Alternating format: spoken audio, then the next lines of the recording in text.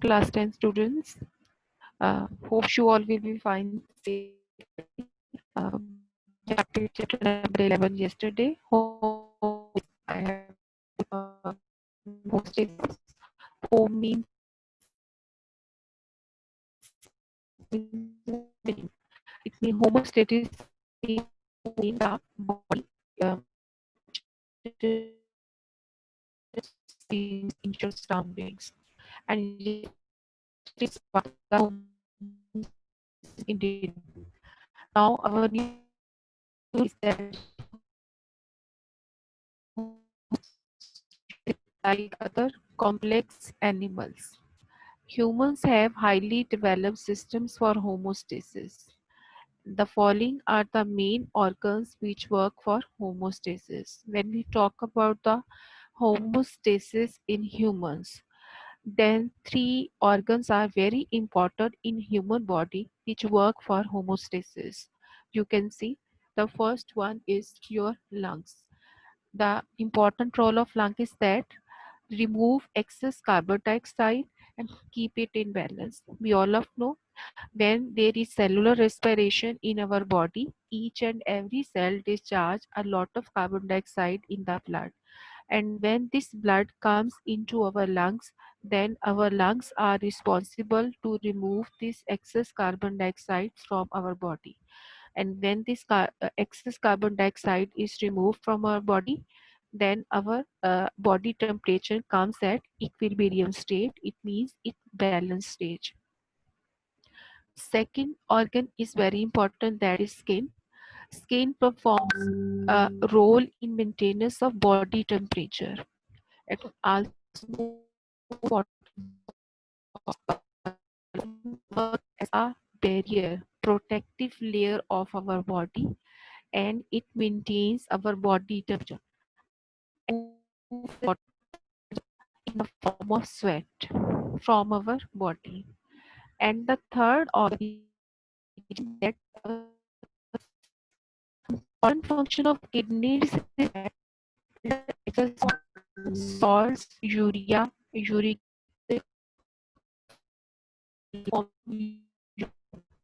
these three organs are the important part of homeostasis in humans. They are lungs, skin, and body. Due to that, our body remains in position at now we first we will discuss skin. If you see our skin consists of two layers. Our skin consists of two layers, epidermis and dermis. Epidermis and dermis. You can see on your page, it consists of two layers, epidermis and dermis. Epidermis is the outer protective layer with the vessels.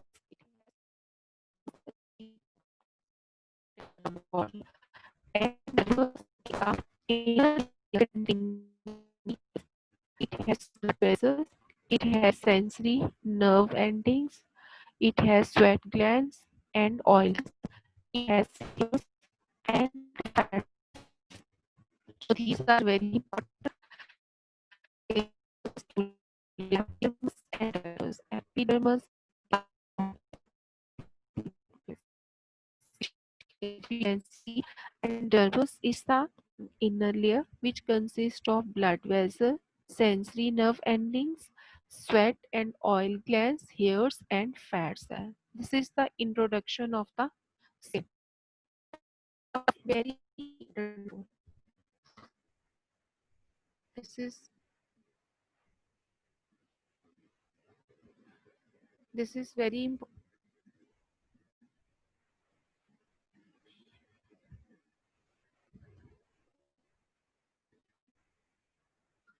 Skin performs important role. What are the important role of skin? Skin the of fats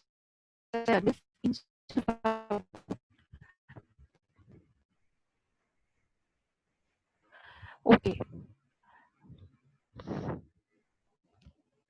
Skin performs important role in the regulation of body temperature. How it can maintain our body temperature when we, because we have thin layer of fat cells in the dermis. I have told you dermis is the inner layer of the skin. So it insulates the body. Insulation means it make a layer and then heat cells never pass through it.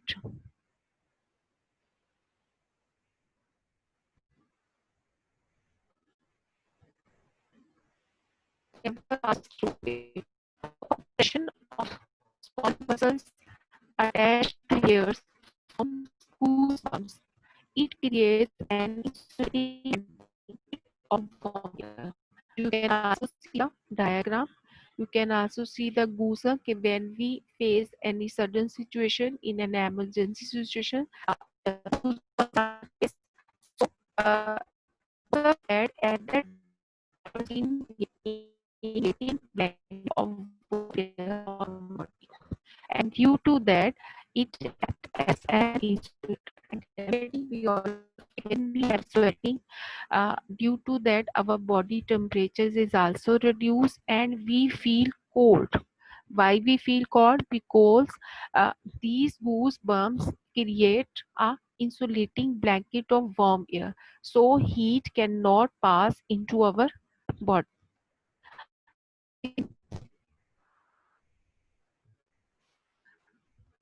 Similarly,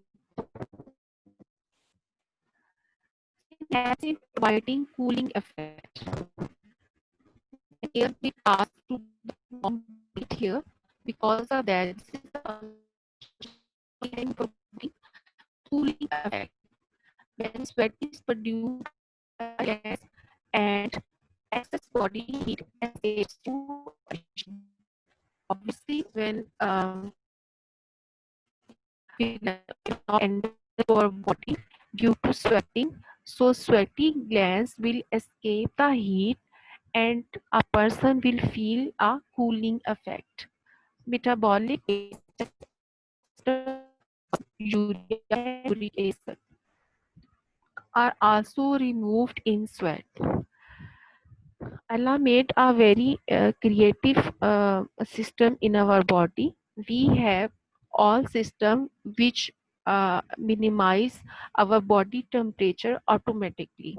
So the excess water, the excess salt and urea and uric acid which is produced due to food, it is eliminated through our sweat gland. So these are the two functions of our skin. And the third organ is our lungs. Lungs. In previous chapter, we have learned how lungs maintain the concentration of carbon dioxide in the blood. In chapter number 1, when we had discussed about the respiratory tract, because they maintain the level of carbon dioxide in our body, our cell produce carbon dioxide. Our cells produce carbon dioxide when they respiration. One 0.04% carbon dioxide is present, but in our body 4% carbon dioxide is produced. So the ratio of carbon dioxide is more than in our environment. Question is that how this carbon dioxide is produced in our body? Answer is very simple. It is produced due to cellular respiration.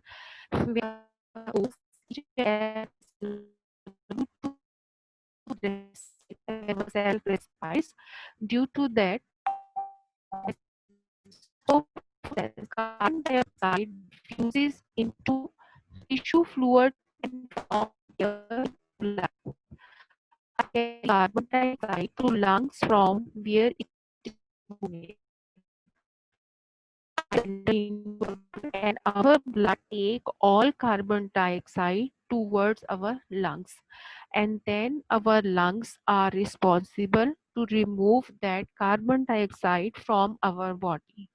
So this is the introduction of these three organs, our skin, our lungs. Now we will discuss about the kidneys. But before discussing the kidneys, first we will discuss about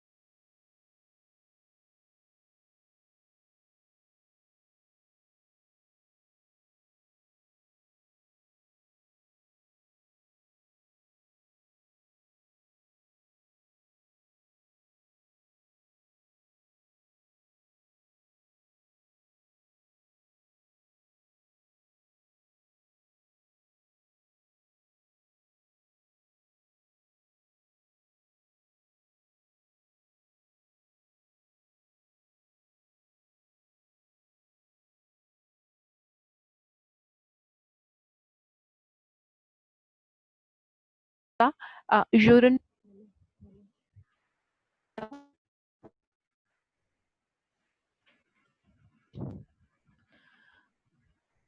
Okay, students, I telling you, I'm telling you about the organs of before discussing about the kidneys, first we understand the urinary system of human, how this works in the body.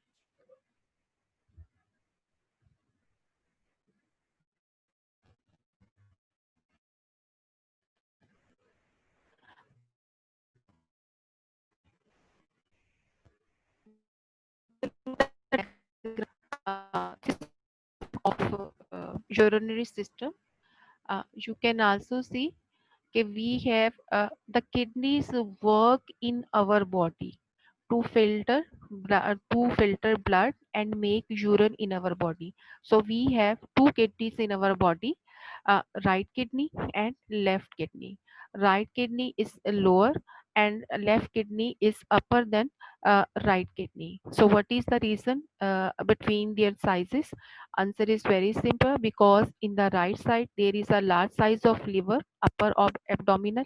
So because of that its size is lower, and the right kidney is it has a uh, uh, uh, it is in a big size.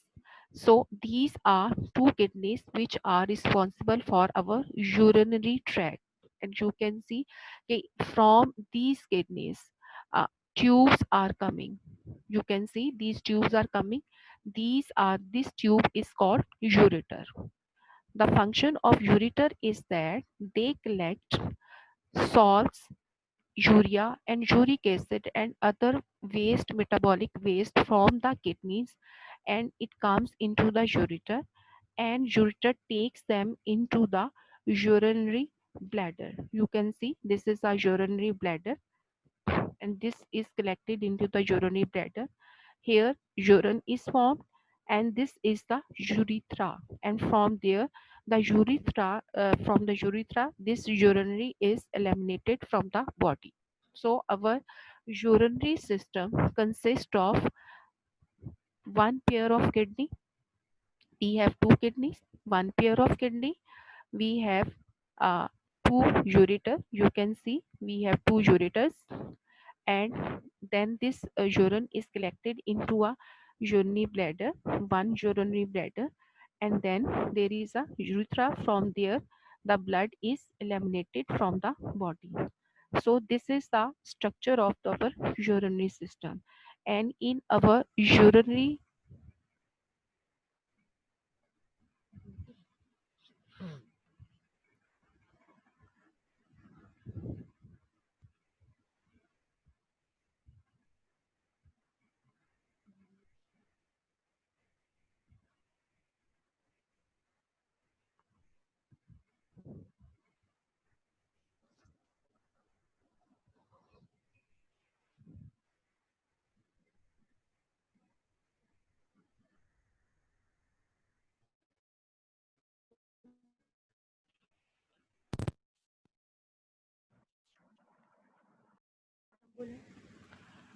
hello, hello, is it working?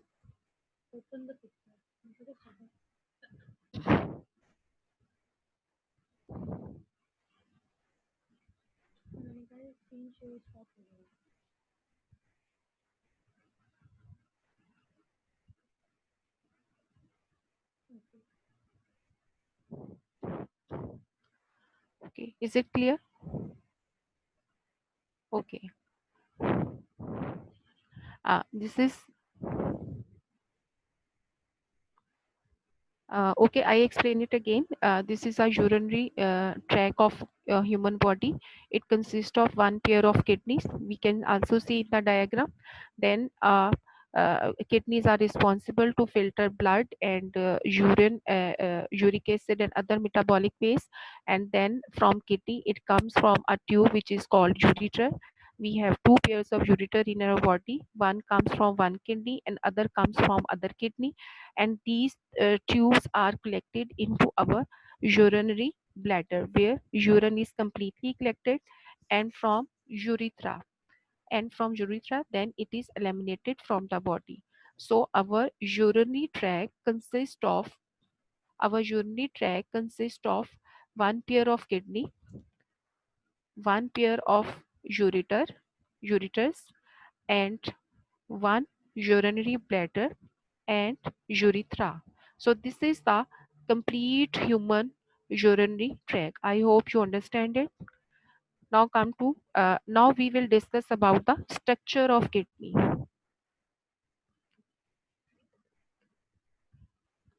Structure of kidney. Before understanding the structure of kidney, I will explain you the structure of kidney with the help of diagram. So humans have highly developed system for homeostasis. The following are the main organs which work for homeostasis. Among them, there is a kidney.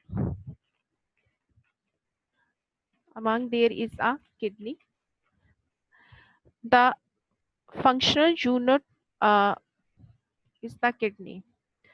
First of all, we will see its color and shape. Kidneys are dark red bean shaped organs. You can see, you can see,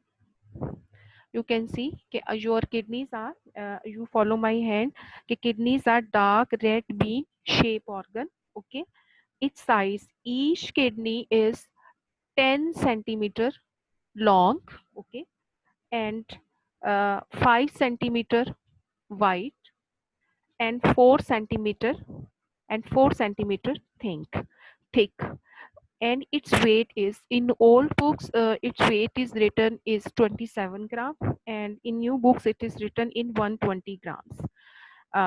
Its location, they are placed, where they are located, they are placed against the back wall of abdominal cavity, just below diaphragm, one on either side of vertebra column. They are protected by the last two ribs. The left kidney is a little higher than the right. Okay, now come to a point which come is a hilus. The concave side of the kidney faces vertebral column. There is a depression. You can see that there is a depression. Concave side of the kidney which is facing the vertebral column in the body. Vertebral column a spinal cord जिसको ये face करता है, that point is called a hilus. There is a depression called hilus near the center of the concave area. This is the area of kidney through which ureter leaves kidney, and other structures including blood vessel, lymphatic vessels, and nerves enter into the kidney. So these are the parts of concave side of the kidney, from which this is a ureter. I have also shown you the urinary tract system in the previous diagram. So this is a ureter. So this is the concave side of the kidney which faces the vertebral column in the body. Vertebral column means your spinal cord. Then there is a next is the renal cortex. You can also see in the diagram. This is a this part is a renal cortex. This is a renal cortex. What is this? Renal, the longitudinal section of kidney shows two regions. Renal cortex is the outer part of kidney and it is dark in color. Renal cortex is the outer part of the kidney and it is in a dark color. So next is that renal medulla. You can see this is a renal medulla. This is the inner side of the kidney and it is pale red in color. It is a pale red in color. And the third one is pyramids. You can also see it is given in your book. Renal pyramids. They are a cone-like structure in the body. You can also see in the diagram. These are cone-like structures. I hope you can see and you understand it. These are cone-like structures and these structures are called renal pyramids. and they consist of several cone-shaped areas called renal pyramids. Then renal pelvis. Among them, there is a renal pelvis. You can also see renal pelvis. Renal pelvis project into a funnel. Project into a funnel. You can see its shape is, this is a renal pelvis. It is entered into a funnel shape organ in the kidney, and which is the base of ureter. And you can also see this is a renal pelvis. It is entered into the cone shaped structure, and this cone shaped structure is a ureter. And we also discussed that ureter is responsible to take out all metabolic waste from the kidney and take up to the urinary bladder. Okay, then comes to a nephron. This is the structure of kidney. You understand it. First was a renal cortex. It is a,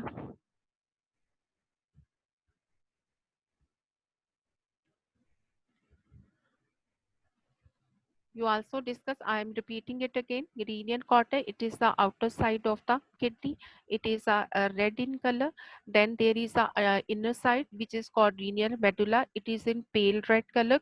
Then there is the cone shaped structures which are called renal pyramids, and from all renal pyramids, among them there is a renal pelvis, and renal pelvis is entered into a cone shaped structure which is next joined to the ureter. Okay, and this is a renal vein which back to the blood to the clean blood to the back to the body, and this is renal artery which collects all blood from the body, and it take to the kidney and clean the blood in the structure in the kidney. Okay, then come to the next point. Now we will discuss about the structure of nephron. Before diagram, we have discussed about the structure of kidney, structure of kidney. Now we will discuss about the structure of nephron. Before starting the structure of nephron is also the part of kidney. Actually, the functional unit of the kidney is called nephron. The functional unit of the kidney is called nephron, and there are over 1 million nephrons in each kidney. 1 million means approximately 10 lakh nephrons in our kidney. So this is very important part of our kidney. So parts of nephron, if you see the diagram, parts of nephron consist of two main parts. One is renal capsule and second is called renal tubule. Nephron consists of two main parts, renal capsule and then renal tubule. First, we will discuss the renal capsules. So, follow my head. This is a renal capsule. It is started from here. Okay, and renal capsule is a part of kidney which is not tubular. Tubular means that there is no tube among it. You can see there is no tube in this part of the kidney, and renal capsule further divided into two parts, and these two parts are glomerulus and Bowman's capsules. You can also see that these are glomerulus and this is a Bowman's capsule. So what is glomerulus? Glomerulus, it is a network of capillaries, and you all of know what are capillary. Capillaries are the small tiny blood vessels in the body, in the organs. Bowman's capsule is a cup shape. You can also see in the diagram. This is a Bowman's capsule and it is like a cup shape, and it is enclosed in glomerulus. After that, this is the structure of renal capsule. Now, the second part of nephron is started, which is called renal tubule. You can also see renal tubule. Renal tubule is the part of nephron which start after Bowman's capsule. It is subdivided into the following parts. After Bowman's capsule, from this side, renal tubule part is started. This is the renal tubule part is started. You can also see. Yes, this is starting. Renal tubule part is starting, and definitely it is a tube part. A renal capsule have no tubes, but they have a tubes. So renal tubule further divided into three parts. Renal tubule divided into three parts. First part is called proximal convoluted tubule. Proximal convoluted tubule. Now, what is the meaning of convoluted? Convoluted means a twisted tube. You can also see it is not a straight tube. It is in the form of a twisting form. Okay, so this type of tube is called convoluted tubule. So proximal convoluted tubule. Second part is called loop of Henle. You can also see uh,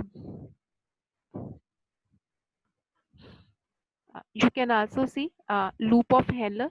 This is a descending limb, and this is called a ascending limb. It is in a U shape. It is in a U shape and is called the loop of Henle. Okay, first of all I will explain you what is a proximal tubule. Proximal convoluted tubule. What is happening inside the part of this body? First portion of renal tubule is called proximal convoluted tubule. Next portion is U shape. You can also see. Next is called this is a U shape.